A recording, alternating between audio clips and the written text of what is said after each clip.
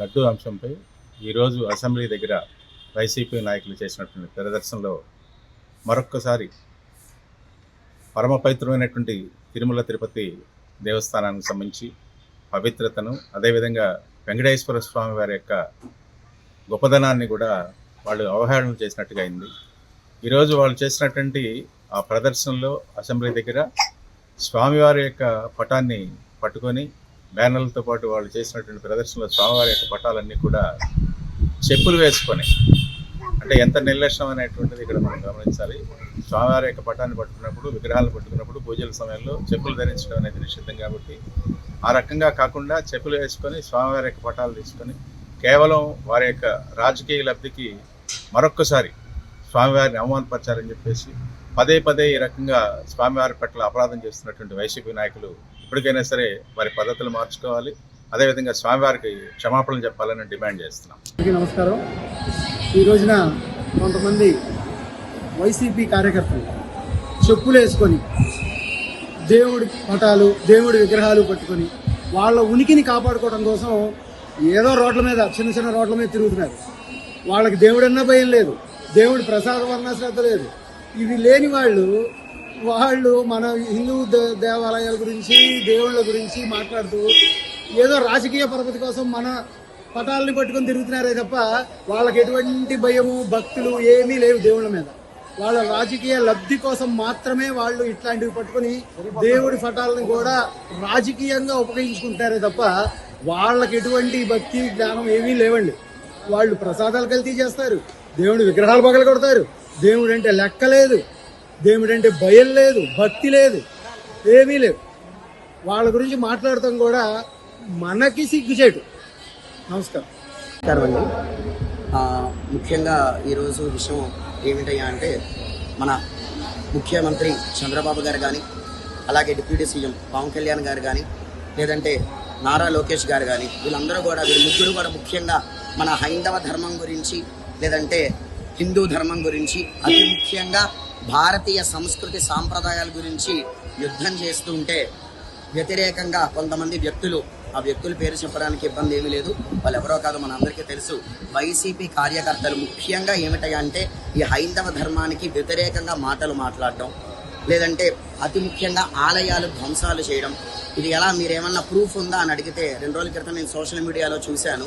ఆంజనేయ స్వామి వారి యొక్క విగ్రహాల్ని, ఏ విగ్రహం అంతా మొత్తం కాదు, చేతిని విరక్కొట్టడం, ఆలయంలో ఉన్న విగ్రహాలు, ఏనుగులు కావచ్చు, సింహాలు కావచ్చు, ఇవన్నీ కూడా ధ్వంసం చేయడం. వీరా హైందవ ధర్మం గురించి మాట్లాడుతున్నది, వీరా భారతీయ సంస్కృతి సాంప్రదాయాల గురించి మాట్లాడుతున్నది.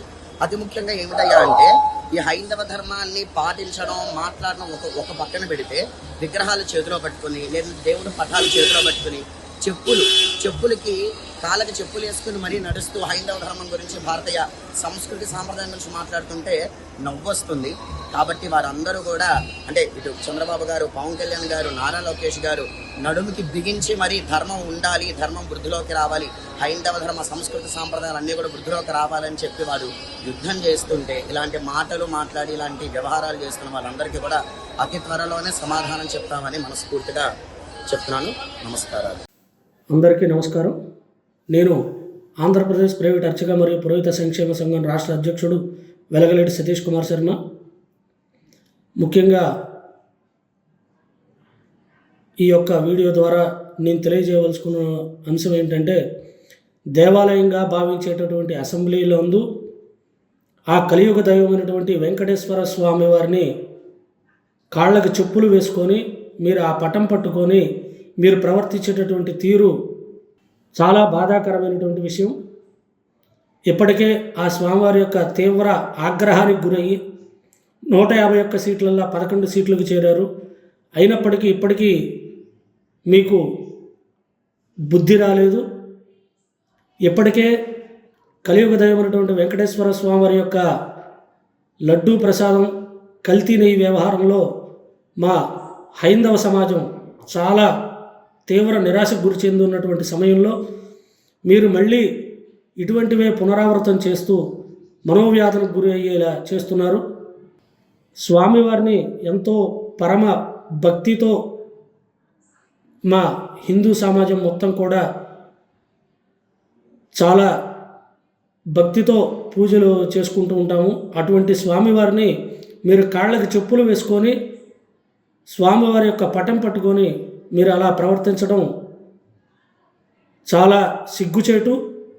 ఎప్పటికైనా బుద్ధి తెచ్చుకొని స్వామివారికి మీ యొక్క చేసిన తప్పుని ఒప్పుకొని స్వామివారి పాదాల దగ్గరికి వెళ్ళి క్షమాపణలు చెప్పుకోవాలి.